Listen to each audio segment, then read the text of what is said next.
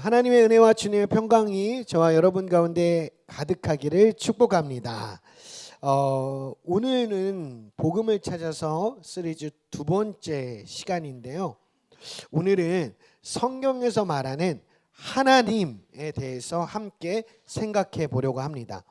성경에서 말해주는 하나님이 왜 우리에게 좋은 소식이 될 수 있을까요?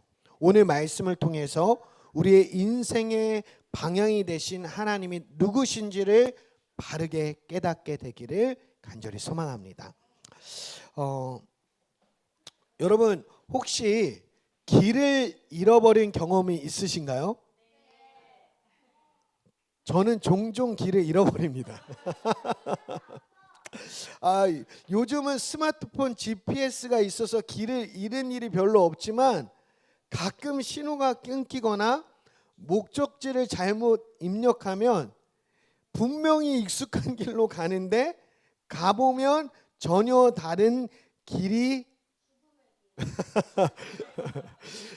가는 그런 아주 낯설고 당황스러운 일이 벌어집니다. 많은 사람들이 인생이라는 길 위에서 이런 비슷한 경험을 하는 것 같습니다. 지난주 우리는요, 우리 마음속에 있는 텅 빈 쇼핑카트에 대해서 이야기했습니다. 세상은 좋아요나 성공 같은 것들로 우리의 마음의 카트를 채우려고 합니다. 그렇지만 채워지지 않는 허전함을 우리는 공허함을 느끼게 됩니다. 그것은 마치 GPS가 목적지에 도착했습니다 라고 말했는데 막상 도착한 곳이 내가 원하는 곳이 아닐 때와 같은 그런 당혹감과 그런 두려움을 느끼게 한다는 것이죠. 우리는 모두 행복하고 싶어 합니다. 그래서 행복이라는 목적지를 향해서 열심히 살아갑니다. 그런데 왜 우리는 종종 길을 잃고 헤매는 것일까요? 오늘 우리는요, 성경에서 가장 유명한 이야기 중 하나인 잃어버린 아들의 비유에 대해서 같이 이야기를 나눠보려고 합니다. 오늘 메시지를 통해서 우리가 잃어버린 진짜 목적지가 어디인지, 그리고 그곳에서 우리를 기다리시는 분이 어떤 분이신지를 함께 알아갈 수 있었으면 좋겠습니다. 이 이야기는요, 바로 저와 여러분, 우리 모두의 이야기입니다. 그러니 이 시간 조금만 더 마음을 열고 말씀에 경청해 보시기를 부탁을 드립니다. 오늘 이야기는요, 예수님께 나와서 함께하던 세리와 죄인들, 이 사람들은 사람들로부터 버림받고 스스로 죄인임을 인정한 이들이었습니다. 그리고 예수님과 함께했던 또 다른 무리가 있었는데 그들은 누구냐면요, 스스로 의롭다 여기며 예수님을 정죄하고 비판하고 판단했던 종교 지도자들이었습니다. 예수님은요, 자신과 함께했던 세리와 죄인들, 종교 지도자들과 율법 학자들에게 오늘 이 이야기를 들려주는 겁니다. 예수님은요, 이들에게 한 아버지와 두 아들의 이야기를 들려주십니다. 먼저 등장한 것은요, 둘째 아들입니다. 어느 날 둘째 아들이 아버지에게 요구합니다. 아버지, 제게 유산을 미리 주십시오. 이런 이 둘째 아들의 요구는요, 당시 문화에서 어떤 의미냐면, 아버지는 내게 죽은 사람이나 마찬가지니 아버지 유산을 내게 주세요. 또 다른 말로는 아버지는 더 이상 나와 상관없습니다. 그러니 내 몫을 미리 주세요 라고 말하는 것과 같은 굉장히 무례하고 또 그 이야기를 듣는 아버지의 마음을 아프게 하는 그런 요구였습니다. 이 아들은요, 이 둘째 아들은요, 아버지의 간섭에서 벗어나 자신의 인생을 그냥 마음껏 즐기고 싶었습니다. 진짜 자유, 진짜 행복, 진짜 풍성한 삶이 아버지의 집이 아닌 먼 나라에 있다라고 믿었던 것입니다. 그렇게 아들은요, 모든 재산을 챙겨서 아버지를 떠나서 먼 나라로 가게 됩니다. 그리고 그곳에서 어떻게 살았을까요? 성경을 보면요, 거기서 허랑방탕하여 전 재산을 낭비했다라고 기록합니다. 아버지에게 받은 유산을 가지고요, 그 먼 나라에 가서 이 아들은요 아주 풍성한 삶, 떵떵거리는 삶을 살았을 거예요. 신나는 파티, 수많은 친구들, 그래서 하고 싶은 거 사고 싶은 거 다 마음껏 즐기면서 지냈을 것입니다. 그런데 어떻게 됐다고요? 그 재산을 낭비했다라고 말입니다. 이 아버지를 떠나 먼 나라로 가서 허랑방탕했던 아들의 끝은 무엇이냐면요, 재산은 바닥났고 그뿐만 아니라 그 먼 나라의 흉년까지 찾아온 것이었습니다.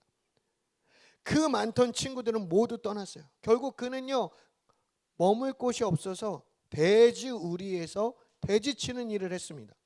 그런데 그곳에서도 먹을 것이 없어서 돼지가 먹는 열매를 보면서 나도 저거라도 먹었으면 좋겠다 라고 생각할 만큼 비참한 신세가 되어버린 것입니다. 도둑이 오는 것은 도적질하고 죽이고 멸망시키려는 것뿐이요, 아들이 자유라고 생각했던 그것, 세상의 행복이라고 속삭였던 그것이 바로 도둑이었던 것입니다. 그 도둑은 아들의 돈뿐만 아니라 아들의 품위, 관계, 희망까지 모든 것을 훔쳐가고 죽이고 멸망시켰습니다. 이것이 아버지를 떠난 인생, 다시 말해서 하나님을 떠난 인생이 마주하는 적나라한 현실입니다. 돼지우리 바닥에서 아들은요 한 가지 생각을 하게 됩니다. 내 아버지에게는 먹을 것이 풍족한 그 품꾼이 얼마나 많은가. 나는 돼지가 먹는 열매도 없어서 여기서 줄여 죽는구나. 이때 이 아들은요 아버지를 생각하게 됩니다. 그런데 아들이 기억해낸 것, 생각한 것은 아버지의 재산이 아니었습니다. 아버지의 인품이었습니다. 종들도 풍성하게 배부르게 먹이시는 그 아버지를 기억하게 된 것입니다. 아버지가 어떤 분이신지, 그 아버지의 성품, 그 긍휼함, 그 사랑, 그것을 기억하자 이 아들은요 그 낙심한 자리, 포기한 자리에서 일어날 수 있었습니다. 그래서 이 아들은 그래, 아버지께 돌아가서 용서를 구하고 품꾼 중 하나라도 받아달라고 그렇게 부탁을 해야겠다라고 결심하고 아버지께 돌아갑니다. 그런데 이 지점에서 오늘 예수님께서 하신 진짜 이야기의 주인공이 등장합니다. 그 이야기의 주인공은 아들이 아니라 바로 아버지입니다. 예수님이 전해주신 이야기의 핵심은요, 우리가 얼마나 잘못했는가가 아니라 하나님 아버지가 어떤 분이신가를 보여주는 데 있습니다. 아들이요 아버지께 돌아가기로 결심하고 집으로 돌아가는 길이었습니다. 집에서 멀리 떨어져서 그렇게 오고 있는데 그런 아들을요 아버지가 먼저 알아봅니다. 그리고 아들에게 막 달려가는 거예요. 당시에요 중동 문화에서는요 존경받는 집안의 어른, 그런 아버지가 특히 아들에게 모욕당한 그 아버지, 다시 말해서 아버지를 떠난 그 배은망덕한 그 아들을 다시금 찾아가는 그런 행동은요 아주 자신의 체면과 권위를 내던지는 아주 파격적이고 수치스러운 행동이었습니다. 그런데도요 아버지는요 그 아들을 보고 체면불구하고 달려간 것입니다. 왜 달려갔을까요? 당시 유대 사회에는요 카제자라는 관습이 있었습니다. 카제자, 이 관습은요 뭐냐면 집안의 자손들이 집을 떠나서 이방 땅에서 재산을 탕진해서 그렇게 돌아오면요 마을 사람들이 그 사람 앞에서 항아리를 던져서 깨뜨렸습니다. 그 깨진 파편에 다칠 수도 있었죠. 그런데 이 항아리를 던지는 행위를 통해서 어떤 메시지를 전했냐면요, 너는 우리와 깨진 존재야. 우리와 상관이 없어. 그러니까 우리 마을을 떠나, 돌아오지 마 라고 하는 것이었습니다. 쫓아내는 아주 수치스러운 의식이었어요. 근데 아버지는요 혹시나 아들이 마을로 돌아오다가 그 마을 사람들에게 발각돼서 이 가제자를 당할까봐, 그런 수치와 위협을 받게 될까봐 애끓은 마음으로 그 아들을 기다리고 있었던 것입니다. 매일매일 아들이 돌아올까봐 서성이면서 그 아들을 기다렸던 것이죠. 그렇게 저 멀리서부터 돌아오는 아들을 보자마자 힘을 다해서 달려갔던 것입니다. 아버지가 아들에게 달려간 이유는요, 체면을 버리고 아들을 보호하기 위해서, 사랑으로 회복시키기 위해서였다는 것입니다. 아들은 아버지를 만납니다. 아들은 아버지를 만나면, 아버지, 나를 그냥 종 하나로 삼아주시면 안 되겠습니까? 내가 잘못했습니다. 저는 종 하나로 삼겨주시면 그것만으로 만족하겠습니다 라는 그런 사과와 그런 간구의 말을 꺼내기도 전에 아버지 아들을 그냥 와락 끌어안습니다. 그리고 입을 맞추죠. 그리고 아들의 더러운 옷, 돼지 냄새는 아버지에게 아무 문제가 되지 않았습니다. 그리고 종들에게 소리칩니다. 여기 제일 좋은 옷을 내어다가 아들에게 입히고, 손에 가락지를 끼우고 발에 신을 신겨라. 그리고 살찐 송아지를 끌어다가 잡아라. 우리가 이제 먹고 즐기자. 내 아들이, 죽었던 내 아들이 다시 살아왔다 라고 말입니다. 아버지는요, 아들에게 품꾼의 옷이 아니라 아들의 지위를 회복하는 제일 좋은 옷을 입힙니다. 그리고 용서의 증표로 가락지를 끼우고요, 노예가 아닌 자연인이라는 의미로 신을 시켜줍니다. 모든 것을 회복하는 장치를 열어줍니다. 이것이 바로 하나님 아버지의 마음입니다. 우리가 길을 헤맬 때 우리를 벌을 주려고 멀리서부터 지켜보시는 분이 하나님이 아니라는 것입니다. 우리가 돌아오기만을 애타게 기다리는 분, 우리가 돌아올 때 모든 체면을 버리고 달려오시는 분, 우리의 과거를 묻지 않고 우리를 다시 자신의 아들, 딸로 받아주시는 분, 그리고 우리의 돌아옴을 가장 기뻐하시며 잔치를 열어주시는 분이 바로 우리가 믿는 하나님이심을 기억하시기를 축복합니다. 예수님의 이야기는 여기서 끝나지 않고 또 다른 한 명의 아들의 이야기로 이어집니다. 이 아들은요, 밭에서 열심히 일하고 돌아온 큰아들입니다. 그는 동생을 위해 잔치를 벌어진 것을 보고 화를 내면서 들어가지 않습니다. 그는 아버지 곁에 있었지만 아버지의 마음을 전혀 몰랐던 것입니다. 이 큰아들과 아버지의 관계는요, 사랑의 관계가 아닌 일과 보상의 거래 관계였습니다. 그래서 아버지가 베푸는 은혜와 사랑을 누리지 못하고 늘 불평과 분노에 사로잡혀 있었습니다. 내가 이만큼 했는데 왜 아버지는 나한테 주시지 않지? 아버지의 재산을 가지고 탕진한 아들을 위해서 잔치를 열어준다고? 저거는 불합리해. 저거는 말도 안 돼. 그러면서 막 화를 내면서 아버지가 연 잔치에 들어가지 않았던 것이죠. 심지어 그는요, 돌아온 동생을요, 형제로 여기지 않고 어떻게 말하냐면 아버지의 아들이라고 말합니다.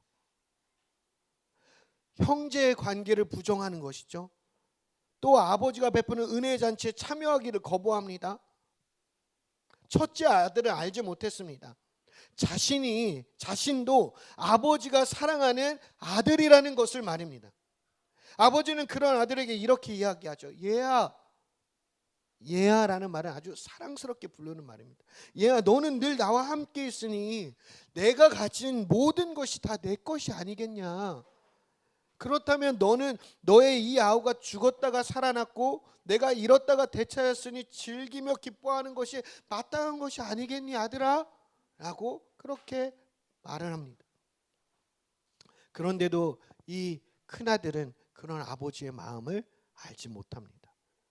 이 모습은 당시 예수님을 비판하던 바리새인과 종교 지도자들의 모습과 같았습니다. 그들은 스스로 율법을 잘 지킨다고 생각했습니다. 의롭다고 생각했습니다. 그러나 죄인을 향한 하나님의 사랑도 은혜도 이해하지 못하고 그 기쁨의 자취 가운데 함께하지 못했던 것이죠. 사랑하는 여러분, 여러분은 오늘 이야기 속에서 어디에 속해 있습니까? 세상이 주는 행복을 찾아서 그렇게 헤매고 있지는 않으십니까? 때로는 돼지우리와 같은 허무함 속에 지쳐있는 그런 낙심 속에서 살아있고 있지는 않습니까?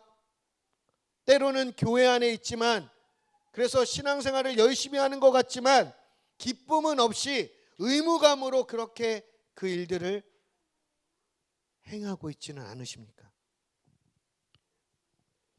여러분, 그는 여기서 되게 중요한 게 있어요. 우린 때로는 나는 이 모습일까 저 모습일까 그렇게 생각하는 동안 우리가 잊고 있는 게 있습니다. 그런데 그거 잊지 말아야 될 아주 중요한 게 있어요. 그건 무엇이냐면 우리가 어디에 있던 상관없이 우리를 사랑하시고 우리를 찾으시고 우리를 품어 안으시는 분이 우리의 하나님이라는 사실입니다. 그 하나님이 지금도 우리를 기다리시고 우리를 향해 달려오고 계신다는 것을 잊지 않기를 축복합니다. 하나님은요, 자녀된 우리에게 어떤 은혜가 있는지 알려주기 원하십니다. 하나님은 하나님께 나오는 자들에게 정죄와 심판이 아닌 회복과 잔치를 준비하는 분이십니다. 예수님은 우리를 향한 하나님 아버지의 놀라운 사랑과 용서 그리고 회복의 마음을 이렇게 말씀하십니다. 내가 온 것은 너희에게서 무언가를 빼앗으려 한 것이 아니라 나는 너에게 생명을 주고 그 생명을 더 풍성하게 하게 해주기 위해서 왔단다라고 말입니다. 할렐루야. 그리고 예수님께서 또 이렇게 말씀하시죠. 내 아들이 죽었다가 다시 살아났으니 내가 잃었다가 다시 얻었으니 그러니 우리 기쁨으로 잔치를 열자고 말입니다. 할렐루야. 이것이 예수님을 통해서 우리에게 보여주신 하나님의 마음, 우리를 향한 복된 소식입니다. 말씀을 맺겠습니다. 혹시 여러분 난 어떻게 살아야 되지? 하면서 두려워하고 계십니까? 세상의 좋아요, 세상의 명품, 집, 차, 인기 이 모든 것들도 여러분의 그 허전한 마음을 채워주지 못하고 있습니까? 교회를 다녀도 착하게 살아보려고 해도 마음의 분노와 시기와 질투와 죄의 습관이 여전히 사라지지 않아서 여러분을 괴롭히고 있습니까? 그러나 오늘 말씀을 기억하십시오. 우리의 모습이 어떠하든 하나님은 우리를 사랑하십니다. 우리에게는 돌아갈 집이 있습니다. 그리고 집으로 돌아갈 길이 있습니다. 우리를 위해 길을 만드신 예수 그리스도를 통해 우리는 언제든 아버지의 품으로 돌아갈 수 있습니다. 할렐루야. 오늘 이 시간 체면도 버리고 우리를 향해 달려오시는 그 하나님의 초대 가운데 응답해 보시지 않겠습니까? 우리를 품어 안으시는 그 하나님 품 안에 머물러 보시지 않겠습니까? 텅 빈 마음을 채우기 위해서 다른 곳에서 헤매지 말고 모든 것을 회복시키시고 풍성한 잔치를 열어주시는 그 아버지께로 돌아가는 저와 여러분 되시길 바랍니다. 아버지의 초대에 응답하는 은혜가 있기를 간절히 소망합니다. 우리를 품에 안으시는 하나님과 함께 풍성한 잔치의 삶, 하나님 나라를 살아가는 저와 여러분 되시길 예수님의 이름으로 축복합니다.